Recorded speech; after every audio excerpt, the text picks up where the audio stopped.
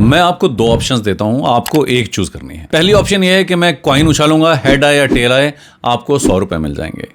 दूसरी ऑप्शन ये है कि मैं कॉइन उछालूंगा, अगर हेड आया तब तो आपको 200 रुपए मिल जाएंगे, अगर टेल आया तो आपको 1 रुपया भी नहीं मिलेगा। आप समझदारी से देखिए कि आप कौन सी ऑप्शन चूज करेंगे। चांसेस ज्यादा ये हैं कि आप ऑप्शन ए चूज करेंगे जहां के 100 रुपीज गारंटेड मिल रहे हैं। आइए इसको थोड़ा सा रिवर्स कर देते हैं।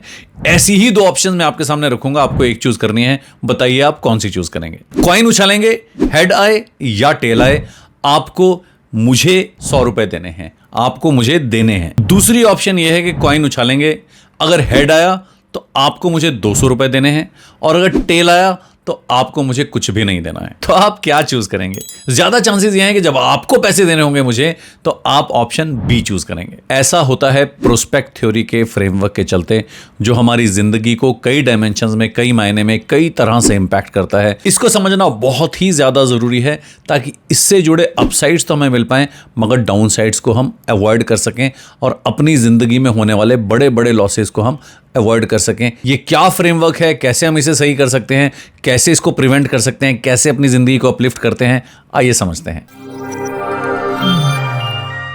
प्रोस्पेक्ट थ्योरी ये कहती है कि हम कुछ इंफॉर्मेशंस को बहुत ही इलॉजिकली प्रोसेस करते हैं। खास करके दिमाग में हम गेन्स और लॉसेस को सिमिलर तरीके से नहीं देखते। इसको एक और बहुत ही ज्यादा इंटरेस्टिंग एग्जांपल के साथ समझते हैं। हमेशा देखिएगा सिल्वर मेडल जीतने वाला ज्यादा दुखी होता है as compare to the bronze medal, क्योंकि सिल्वर जीतने वाला हमेशा अपना कंपैरिजन गोल्ड मेडलिस्ट से करता है कि मैं गोल्ड जीतने से चूक गया, इसलिए वो दुखी होता रहता है। वहां पे ब्रॉन्ज मेडल वाला अपना कंपैरिजन उन लोगों से करता है जिनको कोई भी मेडल नहीं मिला। उसको इस बात की खुशी होती है कि कम से कम ब्रॉन्ज मेडल तो मिला, नहीं तो मुझे कुछ भी नहीं मिलता। वैसे ही अगर एक और एग्जांपल से समझें कि अगर आपको 100 रुपए का गेन होता है तो आपको उतनी ही खुशी मिलनी चाहिए जितनी कि अगर आप मान लीजिए 200 रुपए का गेन हो जाए और 100 रुपए का लॉस हो जाए, क्योंकि नेट गेन तो 100 का ही हुआ।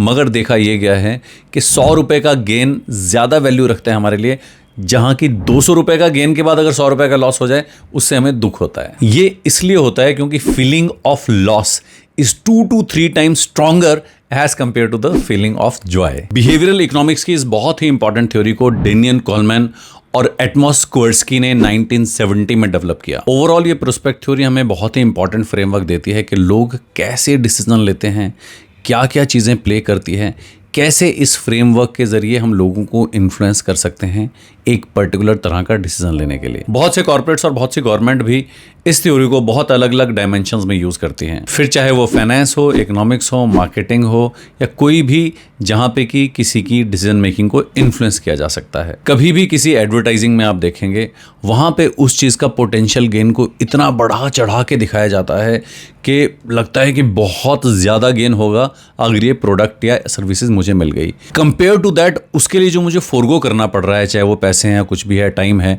उसकी अहमियत बहुत कम दिखाई जाती है। इसलिए potential gain looks to be much more as compare to potential loss. तो हम इस थ्योरी के चलते मैनिपुलेट ना हो, इसके लिए हमें क्या क्या करना चाहिए, क्या इसकी रेमेडीज हैं, तो कौन कौन सी चीजें हमें अवॉइड करनी चाहिए, क्या करना चाहिए ताकि हमें कोई मैनिपुलेट ना कर सके प्रोस्पेक्ट थ्योरी के चलते। आइए समझते हैं। सबसे पहली बात, कभी भी डिसीजन लेने से पहले उससे रिलेटेड सारी इंफॉर्मेशंस को गैदर कर लीजिए और क्या गेन्स हैं, क्या लॉसेस हैं, उन दोनों को आपस में लिख लीजिए और फिर एक इन्फॉर्म डिसीजन लीजिए। दूसरा, कभी भी डिसीजन लेने से पहले सारे ऑल्टरनेटिव्स को देख लीजिए। ऐसा ना हो क्योंकि आपने उसमें बहुत ज़्यादा एंग्रोस्ड हो गए हैं तो आपने बाकी ऑल्टरनेटिव्स को देखा ही नहीं और बाद में आपको लगे कि आपका पोटेंशियल गेन कम हो गया या पोटेंशियल लॉस हो गया। इसलिए बहुत ज़रूरी है आप पूरी अवेयरनेस के साथ अपने आप को टाइम दें, किसी भी डिसीजन को लेने से पहले पूरी इन्फॉर्मेशन गेन कर लें, पूरे ऑल्टरनेटिव्स को देख लें। तीसरा ये भी ज़रूरी है कि आप ये देख लें कि आपके डिसीजन को कोई इमोशन तो ट्रिगर नहीं कर रहा है। कई बार इमोशंस हमारे इतने स्ट्रांग होते हैं कि हमारी डिसीजंस में लॉजिक बहुत कम हो जाता है। और खास करके अगर आप कोई फाइनेंशियल डिसीजन ले रहे हैं जहाँ पे कि एक अच्छा खासा पैसा आपका जा रहा है, वहाँ तो कभी भी आपको इमोशनल डिसीजन लेना ही नहीं चाहिए। काफ़ी लोग ऐसे भी होते हैं जो बड़ी बड़ी इन्वेस्टमेंट, जैसे कि प्रॉपर्टी से रिलेटेड इन्वेस्टमेंट या अपनी गाड़ी से रिलेटेड इन्वेस्टमेंट, सिर्फ इमोशंस के बहाव में आके ले लेते हैं और बाद में उनको लगता है कि यार शायद गलती कर दी। इससे 2 पॉइंट और आते हैं कि एक तो ये कि कभी भी इंपल्सिव डिसीजन ना लीजिए। तुरंत डिसीजन लेने की कोई ज़रूरत नहीं है। आपको कुछ इंपल्स आया और एकदम से आपने डिसीजन ले लिया, आपने पैसे दे दिए, एडवांस दे दिया, वैसा कुछ मत कीजिए। कई बार आपको स्केर्सिटी क्रिएट की जाती है कि बस आप फटाफट आपने नहीं किया तो आपके हाथ से निकल जाएगा। उस स्केर्सिटी के चलते या किसी भी इमोशनल ओवरलोड के चलते इंपल्सिव डिसीजन मत लीजिए, और हमेशा अपने डिसीजन के लॉन्ग टर्म कंसिक्वेंसेस और लॉन्ग टर्म इम्पैक्ट को भी देख लीजिए, सिर्फ शॉर्ट टर्म इम्पैक्ट को ही ना देखिए। उम्मीद है इन कुछ स्टेप्स से आपको कुछ ना कुछ हेल्प मिली होगी। इस प्रोस्पेक्ट थ्योरी को समझना बहुत ज़रूरी है, इसको अपनी डे टू डे लाइफ में रिलेट करना बहुत ज़रूरी है, और रिफ्लेक्ट करना बहुत ज़रूरी है कि कब कब मैंने इस थ्योरी के चलते कहीं ना कहीं कोई गलत डिसीजन लिया है। उम्मीद है कि इस वीडियो से आपको कुछ ना कुछ वैल्यू ज़रूर मिली होगी। अगर आप इस चैनल में नए हैं तो सब्सक्राइब करना मत भूलिएगा। अगर आपने बेल आइकन ऑन नहीं किया है तो बेल आइकन में ऑल को दबा दीजिए। और काफ़ी लोग ऐसे हैं जो कि गलत डिसीजन ले लेते हैं, जिनको इस बारे में नॉलेज नहीं है। इस वीडियो को ज़्यादा से ज़्यादा लोगों तक शेयर ज़रूर करें। मैं इसी तरह के इन्फॉर्मेटिव और वैल्यू एडिंग टॉपिक आप तक लाता रहूँगा। आप अपना ख्याल रखिए। Thank you for watching. Take care. Bye bye.